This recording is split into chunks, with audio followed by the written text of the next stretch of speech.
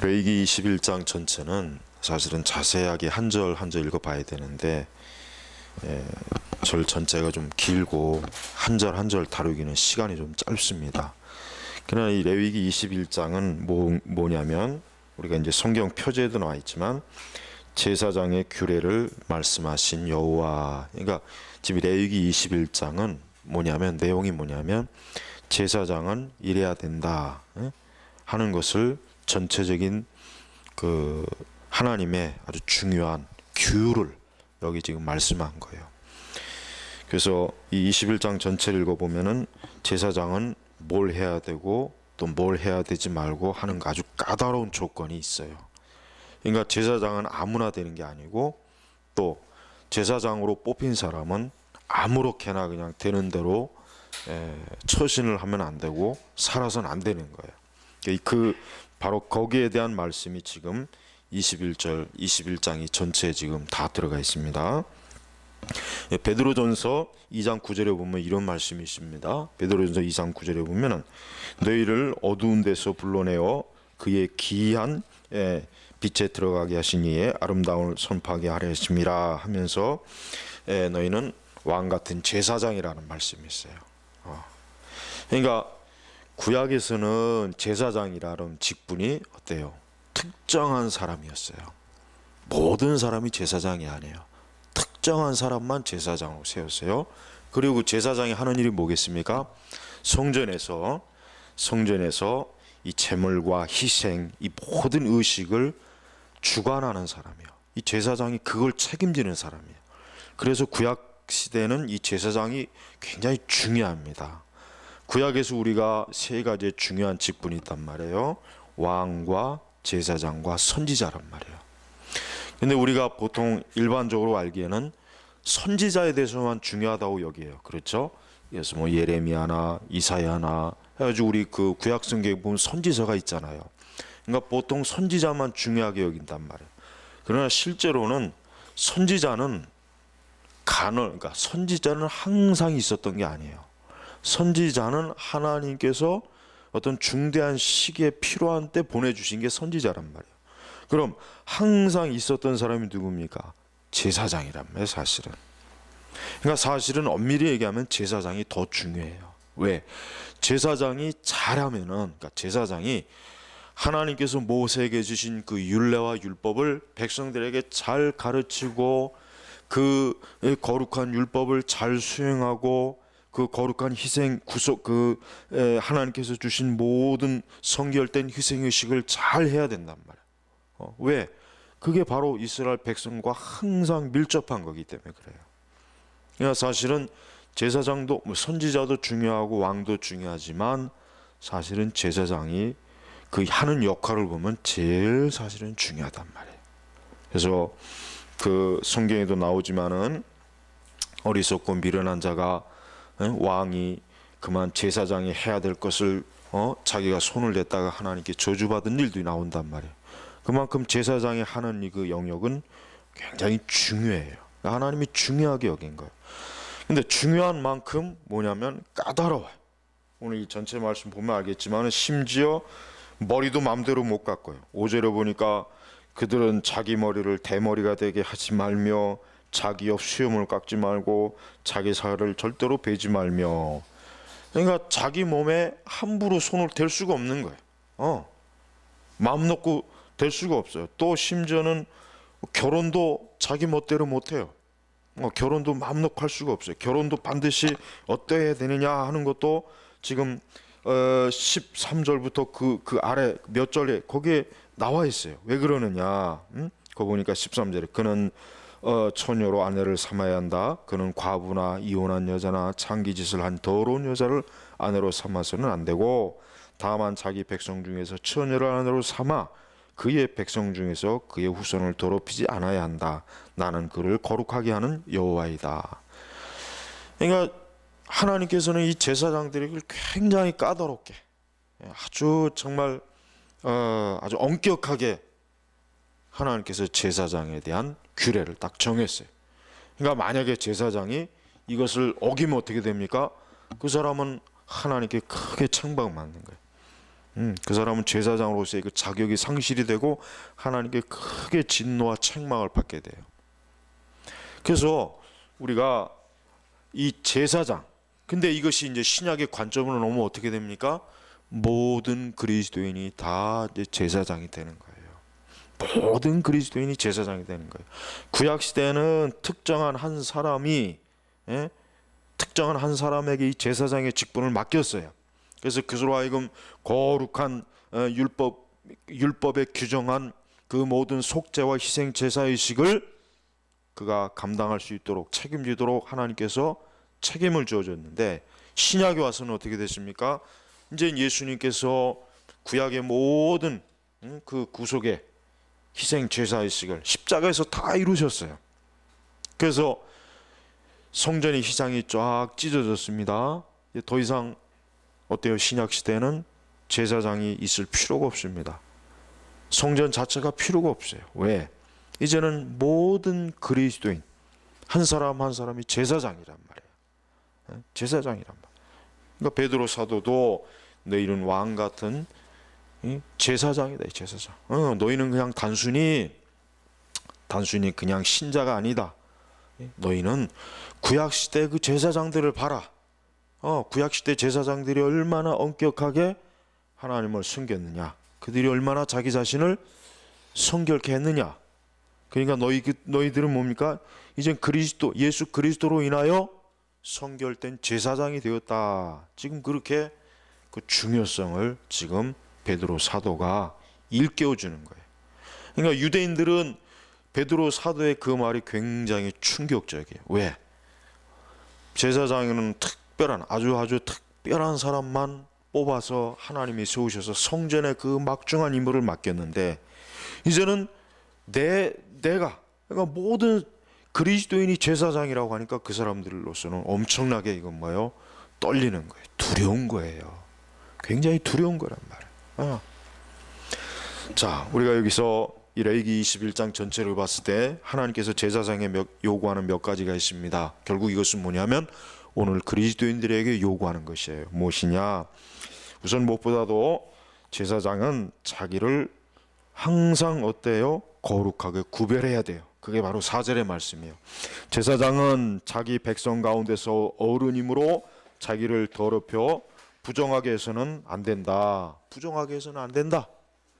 그러니까 제사장은 뭐요? 자기를 항상 어때요? 구별하라 이거예요. 구별하라. 항상 구별해라 이게. 어떻게? 더러움과 부정한 것에서 구별해라 이거예요. 여러분, 신약의 성도가 구약의 제사장보다 사실은 더 존귀한 거예요. 왜? 구약의 제사장들은 예수님을 어때요? 모형적으로만 알았단 말이에요. 모형적으로. 그들은 단지 하나님께서 제시하신 그 성전의 희생 제사 의식을 통해서만 하나님의 그 구원에 대해서 알았지 그리스도에 대해서 희미한 거란 말이에요. 근데 우리 신약의 성도들은 어때요? 예수 그리스도를 어때요? 알지 않습니까? 그분을 뵙지 않습니까? 친히 믿음으로 우리는 십자가에 달리신 예수님을 알고 믿는 사람이란 말이에요. 그렇다면 우리 성도들은 어떻습니까? 거룩한 우리 성도들은, 신자들은 자기를 세상에서 항상 구별된 자로 어때요? 삼아야 돼요. 자기를 항상 구별된 자로. 이거는 아주 철칙입니다. 이거는 원칙이에요. 구약의 제사장들이 하나님을 위해서 하나님께서 맡겨주신 그 거룩한 그 의식, 속죄 의식, 제사를 위해서 자기를 항상 어때요? 더럽히거나 부정하게 해서는 안 되는 것처럼 우리는 그리스도의 십자가의 은혜를 받은 사람들은 그리스도의 십자가를 욕되게 하는 일을, 또 욕되게 하는 것에 우리는 철저하게 어때요? 잘 분리되어 있어야 돼요. 그래서 우리가 잘 아는 것처럼 구별이나 분별이라고 하는 말이 바로 거룩이라는 말이에요. 그렇죠? 히브리어도 그렇고 이 거룩이란 말 자체가 결국 분리하다, 분별하다는 말이거든요. 결국은. 그러니까 하나님은 당신의 택한 제사장은 더럽히지 않아야 된다. 너희들은 어떠한 일이 있어도 자기를 부정하게 해서는 안 된다. 그러니까 주의해라. 그래서 그 앞절에가 뭡니까? 죽은 시체를 만지지 말아라. 지금 그거예요. 죽은 시체를 만지는 거는 제사장은 안 된다. 그건 부정하게 하는 것이니까. 응? 물론 이제 자기 그 이제 전부 그러니까 자기의 이제 가까운 사람은 이제 예외로 하지만 그 외 다른 부정한 시체 그러니까 시체는 가까이 하지 말아라 하고 딱 하나님께서 엄격하게 선을 그은 거란 말이에요. 두 번째는 제사장은 특별히 어떠한 사람이냐? 제사장은 하나님의 이름을 욕되게 하지 않아야 됩니다. 6절에 보면은 그들은 하나님께 거룩하고 그들의 하나님의 이름을 더럽히지 말아야 한다. 그들은 여호와의 화제 곧 그들의 하나님의 음식을 드리는 자들이므로 거룩하여야 한다. 그랬어. 예. 그러니까 제사장은 하나님과 어때요? 하나님의 그 거룩한 성전에서 이스라엘 백성들을 대신해서 대표자로 성전에서 희생 제사 의식을 집례하는 사람이에요. 그러니까 이 제사장은 하나님의 이름을 욕되게 하는 어떠한 죄도 어떠한 것도 저지르서는 안 되는 거예요. 그리스도인들은 하나님의 이름을 달고 다니는 사람이에요. 여러분, 제사장들은 이스라엘 백성들이 제사장들을 볼 때마다 무슨 생각을 했겠습니까? 아, 저 제사장은 우리를 대신해서 하나님 앞에 속죄 제물을 주님 하나님께 드리는 사람들, 거룩하고 경건한 사람들, 하나님께 특별히 구별되어 세워진 사람이라고 이스라엘 백성들이 볼 거 아니에요. 근데 그 제사장들이 어때요? 자기를 더럽히고 율법을 만약에 불순종하고 자기들이 오히려 더 하나님의 그 거룩함을 훼손한다면 이스라엘 백성들이 제사를 볼 때마다 하나님 앞에 그들이 어떤 희생 제사를 드리러 나올 때 어떻게 했어요? 저런 부정한 제사장을 통해서 어떻게 내가 하나님께 제사를 드릴 수 있겠는가, 이런 생각을 했을 거 아니에요. 마찬가지예요. 우리 그리스도인들은 어때요? 그리스도인들은 이 세상에서 우리는 하나님의 이름을 달고 다니는 사람이에요. 우리가 그리스도인이다, 우리가 하나님 믿는 사람이다, 하나님의 자녀다, 하나님의 백성이다, 우리가 교회를 다닌다 하면은 결국은 우리는 뭡니까? 이 세상에서 하나님의 이름을 달고 다니는 사람으로, 제사장으로 그렇게 비치는 거예요. 근데 우리 그리스도인이 만약에 하나님의 그 거룩하심에 합당하지 못하게, 거룩하지 못하게 우리가 처신하고 우리가 행동한다면 사람들이 뭐라 그러겠습니까? 저 하나님 믿는 사람들이 저렇게 어리석구나, 미련하구나, 자기들보다 더 나은 것이 없구나, 이렇게 아마 손가락질을 할 거란 말이에요. 그렇죠?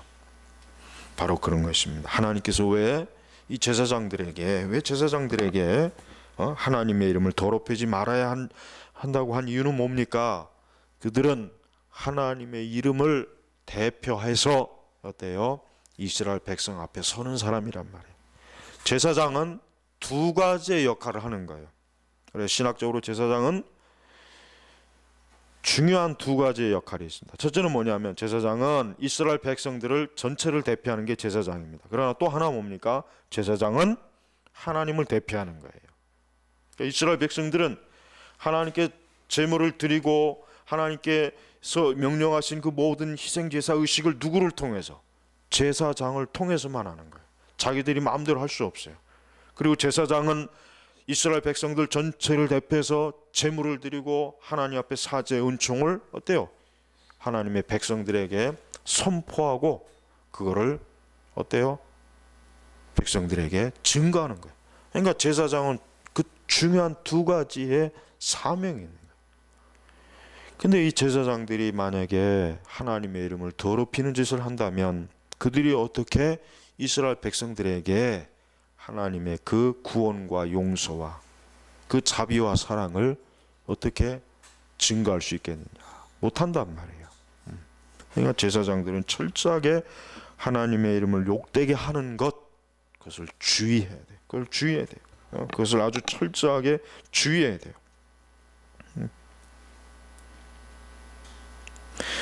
또한 제사장은 성소를 더럽히지 않아야 됩니다. 23절에 보면은 이런 말씀이 있습니다. 휘장 안으로는 들어가지 못하며 제단에 가까이 나아가서도 안 된다. 이는 그의 몸에 흠이 있기 때문이다. 그가 내 성소를 더럽히지 말아야 할 것은 내가 그들을 거룩하게 하는 여호와이기 때문이다. 그래서 이 성소라고 하는 것은 굉장히 신성한 것입니다. 이 성막, 또 성전, 이 성소라고 하는 것은 한마디로 얘기하면 하나님이 임재하신 곳이에요. 물론 하나님은 눈에 보이지 않았습니다. 물론 하나님은 어떤 물리적 실체로 거기 계시는 분이 아니에요. 그 다음에 또 하나님은 어떤 이방 종교 우상처럼 어떤 형상을 가지고 거기에 있는 것이 아니란 말이에요. 그건 보이지 않는 것이에요. 성막, 성소 안에는 그러니까 그러나 통상적으로 이스라엘 백성들이나 제사장들은 어떻게 알고 있었느냐? 성소는 하나님이 임재하신 거룩한 곳이라고 그렇게 알고 있었기 때문에 거기는 어때요? 절대 거기는 함부로 드나들 수 없고 거기는 아주 정말 말 그대로 가장 신성한 구역이에요. 가장 신성한 구역. 그래서 제사장도 만약에 자기에게 어떤 흠이 있거나 잘못되면 어때요? 그 성소에서 죽어요. 하나님이 그 생명을 거두어 가시. 부정한 것으로 자기를 더럽힌 자가 그 성소 안에 들어오면은 하나님이 치신단 말이에요. 그만큼 하나님의 임재가 있는 거예요. 임재가. 그러니까 이스라엘의 모든 중심은 이 성막, 성소, 성전, 성전을 중심으로 있잖아요. 성전을 중심으로. 그러니까 다윗이 이제 나중에 우리가 구약성에 보면 알지만은 헤브론에서 7년을 있다가 예루살렘으로 올라온단 말이에요. 그러나 그것만 가지고 되는 게 아니에요. 다윗이 중요하게 여긴 건 뭐냐면 법궤를 끌고 와서 법궤를 가지고 와야 돼. 왜? 법궤는 뭘 상징합니까? 하나님의 임재를 상징하는 거란 말이에요. 그러니까 다윗이 뭘 생각했느냐? 자기가 하나님께 기름 부은 왕이라고 하는 그 권위를 어디다 둬야 되냐면은 그 법궤에다 두는 거예요. 그러니까 그 법궤를 모셔온 거란 말이에요. 근데 그때 이제 어떤 우사의 사건이 이제 벌어진 거죠. 벌어진 것 때문에. 그러니까 다윗으로서는 저 법궤가 하나님의 임재를 상징하는 것이기 때문에 가까이 둬야 돼요. 예루살렘에다. 그렇지 않으면은 자기의 왕권은 어때요? 권위가 떨어지는 거예요. 왜 이스라엘 백성들은 이 법궤, 하나님의 임재를 중심으로 국가가 형성되고 모든 것이 그 하나님의 임재를 중심으로 움직이기 때문에 왕도 거기에 복종해야 되는 거예요. 그러니까 다윗이 자기의 왕권의 권위와 왕권을 온전히 강화하기 위해서 어떻게 합니까? 나중에 그 법궤를 모시고 거기에다 또 나중에는 성전을 짓는 거예요. 정치적으로 바로 그런 의미가 있어요. 그러니까 영적으로는 하나님을 모시는 것이지만 그러나 순전히 그냥 이스라엘 역사적인 관점으로 보면 다윗은 정치적으로 성전, 성막이 있어야 다윗의 왕가가 어때요? 견고해지는 거예요. 흔들리지 않는 거예요. 외부에서 아무리 흔들려고 해도 다윗이 솔로몬이 그 성전을 짓고 하나님께 봉헌하면은 그 왕권은 언제요? 그 왕권은 누구도 흔들지 못하는 거예요. 그러니까 다윗의 왕가가 영원한 것인 거예요. 바로 그것 때문에 그러는 거예요. 그러니까 정치적으로, 영적으로는 물론 그리스도를 모시는 것이고 하나님을 모시는 것이죠. 여러분, 우리 신약의 그리스도인들은 무엇이 성전입니까? 우리 자신이 성전이에요. 그렇죠. 우리 자신이, 우리 마음의 중심, 우리 마음의 중심이 우리 자신이었대요. 성전이 우리 자신이. 그래서 우리 그리스도인들은 우리 자신을 더럽히는 것을 하지 말아야 되는 거예요. 우리 자신을. 그래서 7절에 보면은 그들은 제사장이죠. 그들은 창기나 부정한 여자나 자기 남편에게서 쫓겨난 여자를 아내로 삼지 말아야 한다. 이는 그가 자기 하나님께 거룩하기 때문이다. 거룩하기 때문이다. 9절에는 더 아주 무서운 말씀이 있습니다. 어떤 제사장의 딸이 창기짓을 하여 자기를 더럽히면은 그것은 자기 아버지를 더럽힌 것이므로 그 여자를 불로 태워야 한다. 불태워 죽여라. 제사장의 딸이 제사장이 딸이 창기 짓을 하고 음란한 짓을 하면은 불태워 죽인다. 불태워 죽여라. 그만큼 이 제사장이 하나님의 이 거룩에 아주 무서운 거예요. 만약에 오늘날 이 말씀이 신약에도 이루어진다면 불태워 죽을 목사의 딸들 많습니다. 굉장히 많을 거야 아마. 불태워 죽여야 될 딸들이 많을 거야 아마. 무서워요. 그러니까 하나님께서 왜 이런 무서운 형벌을 왜 내리셨는가? 단 하나예요. 다른 게 아니에요. 뭡니까? 그것은 8절에 나 여호와가 거룩하기 때문이다. 나 여호와가 거룩하기 때문이다. 오늘날 우리 그리스도인들은 하나님의 거룩을 가장 많이 상실한 거예요. 사실은 그 어떤 것보다. 그러니까 교회가 아무리 교인이 많고 뭐 시설이 좋고 교회가 뭐 그냥 무슨 행사도 많이 하고 온갖 걸 해도 거룩하지 않으면은 하나님 앞에서는 그 모든 것이 아무런 가치가 없는 거란 말이에요. 근데 오늘날 우리 시대 교회는 어때요? 하나님의 이 거룩함을 많이 범하잖아요. 그러고도 뻔뻔스럽단 말이에요. 우리는 그리스도의 십자가의 은혜로 다 용서받고 구원받고 하나님의 자녀이기 때문에 우리는 회개했으니까 괜찮다. 그게 얼마나 참 하나님의 거룩을 몰라서 그러는 거예요. 몰라서 그러는 거예요. 또 교리적으로도 하나님의 그 말씀에 참 불순종하고 왜곡된 것이 얼마나 많습니까? 그 영적으로 그건 다 음란한 거예요. 영적으로 다 지저분하고 더러운 것이란 말이에요. 그런데 그것을 교회가 어때요? 얼마나 무분별하잖아요. 교회가 분별력이 없잖아요. 그러니까 지금 우리 시대 교회는 목회자도 그렇고 신자들도 그렇고 다 이 사사시대 같이 다 자기 소견에 옳은 대로 하는 거예요. 내 생각엔 이것이 옳다. 그러니까 나는 한다. 다 그렇게 하고 있어요. 다.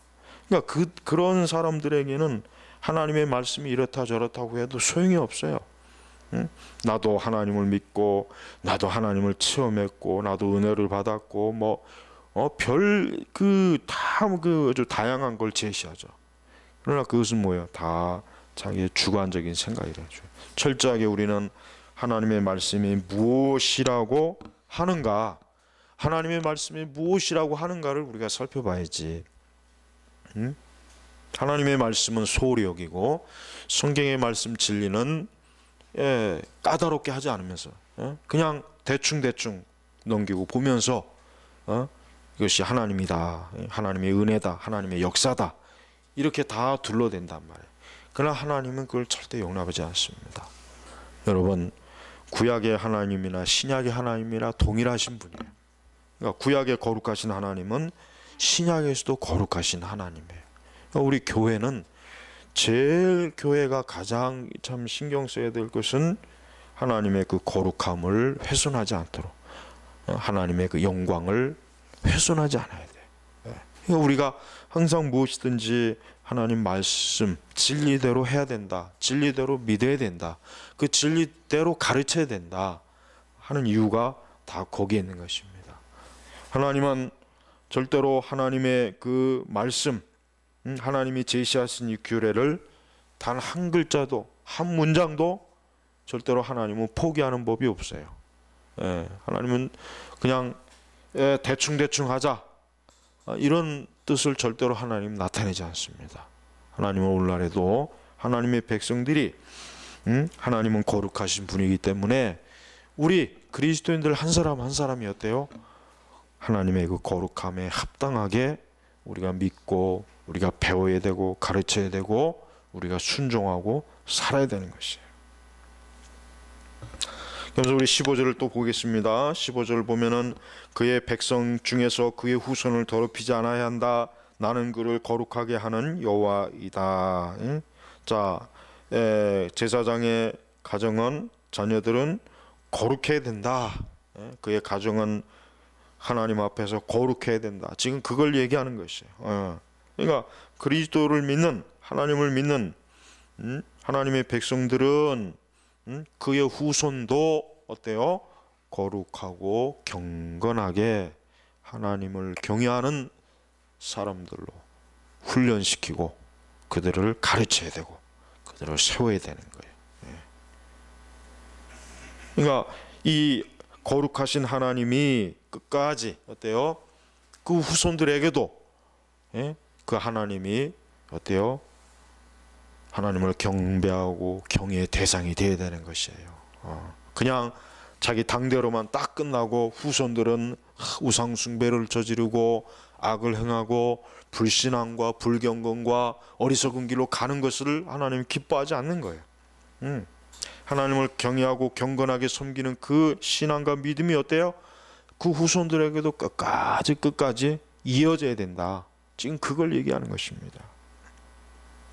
하나님께서는 이렇게 이 하나님을 성전에서 가장 중요한 직분을 감당하는 이 제사장들이 철저하게 하나님의 그 거룩함의 기준에 맞는 그러한 하여튼 모든 영역에서 그러한 자로 서야 한다. 그래야 나의 제사장이다. 그래야 이렇게 해야 나를 섬기는 제사장으로서 자격이 있다. 여기서 조금만 벗어나면 그 사람은 어떻게 됩니까? 제사장으로서 살 수가 없는 거예요. 제사장으로서 그 사람은 참 합당하지 못한 거예요. 그래서 우리는 참 두려워할 줄 알아야 돼요.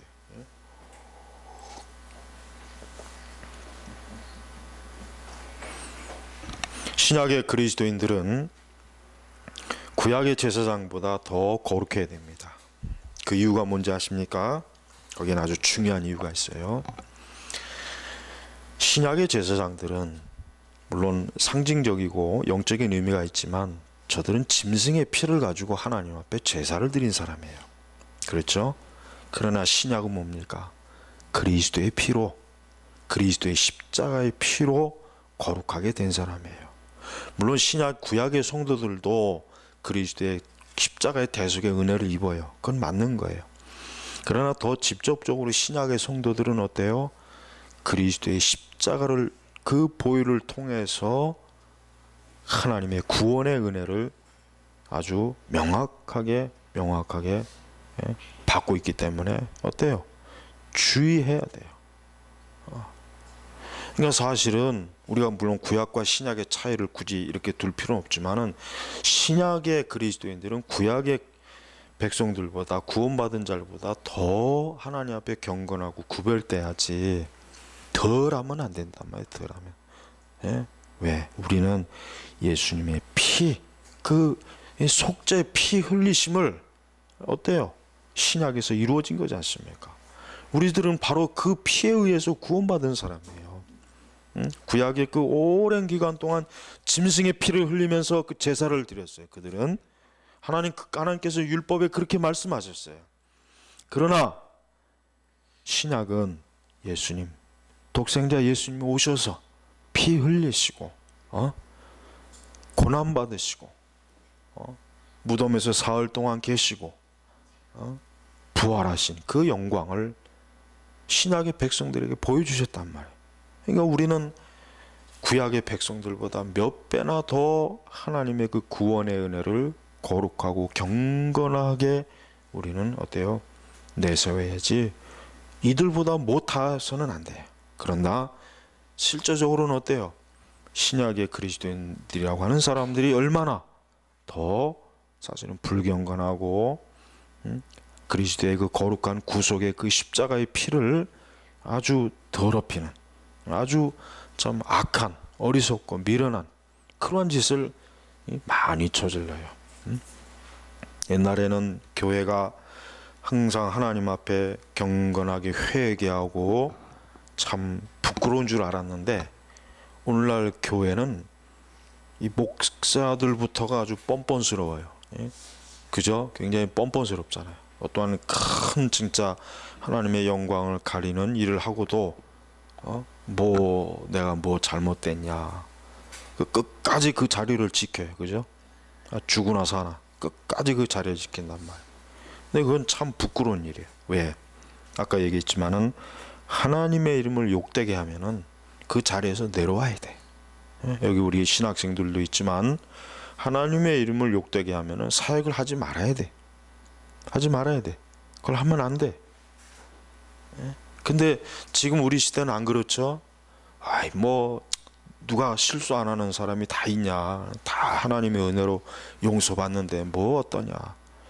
근데 그게 그렇게 간단한 문제가 아니에요. 결국은 물론 그가 그렇게 해서 계속 사역은 할 수 있겠지만 하나님의 이름을 더럽힌 죄는 어떻게 할 거냐 이게. 그렇죠? 하나님의 이름을 크게 더럽혔잖아요. 교회 이름을 크게 더럽혔어요. 그건 일반 신자들이 그런 죄를 짓는 거하고 사역자가 죄를 짓는 거하고는 또 틀려요. 그러니까 몇 배나 더 그게 아주 중한 죄로 여겨야 된단 말이에요. 근데 옛날 목사님들은 다 그렇게 여겼는데 지금 목사들은 너무 뻔뻔스러워. 아주 얼굴에 철판을 깔았어. 철판. 한심한 놈들이지. 한심한. 죽일 놈들이지. 그지? 아주 그냥 불태워, 여기는 불태워 죽이라는 말은 없네. 제사장들은. 그러니까 그만큼 이게 참 두려워해야 된다는 거예요. 두려워해야 된다는 거예요. 그러니까 참 두려워해야 된다는 거예요. 여러분 우리가 신약에서도 보면 그 바울 사도가 얼마나 참 하나님의 일꾼이 정말 참 주의해야 된다. 구별돼야 된다. 참 그 바울 자신도 그렇지만 그걸 가리키는데 지금은 이런 것들이 다 흐지부지 돼버렸어요. 다 흐지부지 된 거예요. 그러니까 똑같은 수준의 사람들이 된 거예요. 제사장들은 일반 이스라엘 백성들보다 더 거룩하고 더 하나님을 철저하게 바르게 섬겼어야 돼. 그래야 됐단 말이에요. 그렇다면 신약에서도 마찬가지예요. 하나님의 사역자들은 몇 배나 더 일반 신자들보다 하나님 앞에 온전해야지. 일반 신자들 수준에서 똑같이 있으면은 그게 어떻게 목양을 할 수가 있겠어요? 안 그래? 응? 신자들이 학위를 위조하면은 목사도 위조하고 둘 다 똑같이 학위 위조했는데 그게 무슨 권위가 있겠어요? 에?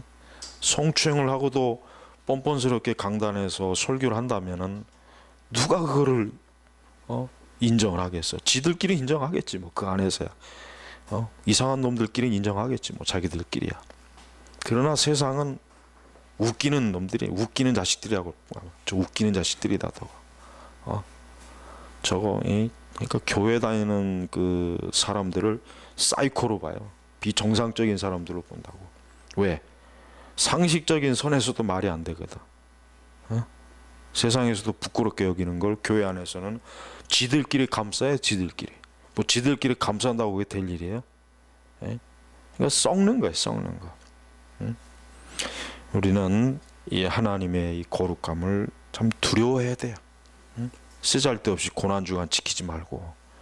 고난주간 이번 주가 고난주간이니까 아마 거의 고난주간 새벽기도 어쩌고 저쩌고 그런 쓰잘데없는 짓이나 하지 말고 하나님 앞에 정말 우리 자신을 돌아봐서 거룩하고 경건하게.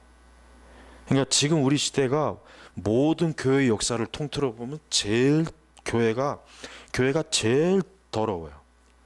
교회가 가장 지저분해요. 하여튼 어느 시대 비교해봐. 객관적으로 딱 비교해놓고 보면은 제일 타락한 시대가 우리 시대야. 정말이. 딱 객관적으로 보면은 그만큼 참되게 신앙생활하기 어렵다는 거예요. 역으로 얘기하면 그만큼 신실한 사역자들과 신자들이 적다는 거예요. 그러니까 그걸 알아야 돼. 그러니까 더 이게 참 두려워하면서 우리가 신앙생활해야 돼. 근데 이러한 그 각성이 없으면은 교회는 이건 뭐 그냥 진짜 맛을 잃어버린 소금처럼 길가에 내버려지는 거예요. 그러니까 여러분 우리가 경건함과 거룩함 이걸 뭐 그건 좀 근본주의적인 신앙이다. 그거는 좀 너무 참 지나친 신앙이다. 이렇게 비웃어도 그런 어리석은 말에 귀담아 듣지 말고 하나님이 얼마나 거룩하신지 우리가 너무 모르잖아요. 우리가 사실 모르거든요. 우리가 성경을 보고 하나님이 얼마나 거룩할까 아무리 묵상해도 그걸 제대로 알 수가 없어. 다만 천사가 자기의 날개로 온 몸을 감싸 안았다는 것. 천사는 흠이 없잖아요. 그런데도 하나님의 그 영광 앞에서 몸을 가릴 정도면 날개로 얼마나 하나님이 거룩하신지 조금 짐작할 수가 있을 거예요. 그러니까 여러분, 예수 그리스도의 그 보혈의 피를 헛되게 하는 그러한 우리의 그 아주 뻔뻔스럽고 불경건한 그런 타락한 신앙을 절대로 합리화해서는 안 됩니다. 항상 회개하고 더 우리 자신을 깊이 하여튼 참 경성에서 깨워야 돼. 지금은 그렇게 해야지 청교도들처럼 너무 아주 그냥 히스테리 발작이 일어날 정도로 자기를 회개하는 사람은 없잖아요. 청교도들은 너무 그냥 하나님 앞에 아주 그 거룩함 두려움 때문에 막 히스테리 발작이 일어나서 막 미치기까지 한 그런 기록도 있어요. 근데 오늘 우리 시대는 그런 사람이 없잖아요. 전혀 없잖아요. 누가 있겠어요. 그러니까 참 그런 거 보면 이 청교도들이 정말 신앙생활을 정말 제대로 잘한 거예요. 그렇게 해야 되는 거예요. 우리가 우리 시대의 기준에 맞추면 안 됩니다. 그러면 전부 다 그자 도토리 키재기밖에 안 되니까 항상 우리보다 더 경건하게 신앙생활을 했던 시대가 있거든요. 그 시대의 성도들이 어떻게 신앙생활을 했는가, 거기에 기준을 맞춰야 돼. 거기에다 기준을 맞추면은 우리가 얼마나 난장인지를 알 수 있잖아요. 난장인지. 그러니까 여러분, 오늘 이 중요한 이 고난 주간에 뭐 다른 교회들 막 고난 주간 한다고 하는데 그런 의식이나 이런 것들은 다 불필요한 것들이야. 그건 다 인간의 위선을 가리기 위한 쇼에 불과한 거예요. 하나님이 정말 무엇을 중요하게 여기시는가, 그것을 살펴보길 바랍니다. 기도하겠습니다. 하나님 아버지, 감사합니다. 하나님이 얼마나 거룩하시고 참 얼마나 영광스럽고 이로 말로 닿을 수 없이 그 존귀하신데 우리는 그거를 참 알지도 못하고 인식도 못하고 참 짐승같이 살고 있습니다. 우리의 이 사악함과 어리석음과 불경건함과 미련함과 참 이런 말로 닿을 수 없는 악함을 그리스도의 피로 씻어주시고 용서해 주시며 주 앞에 온전케 하여 주시옵소서. 감사하며 우리 주 예수님의 이름으로 기도 올렸습니다. 아멘.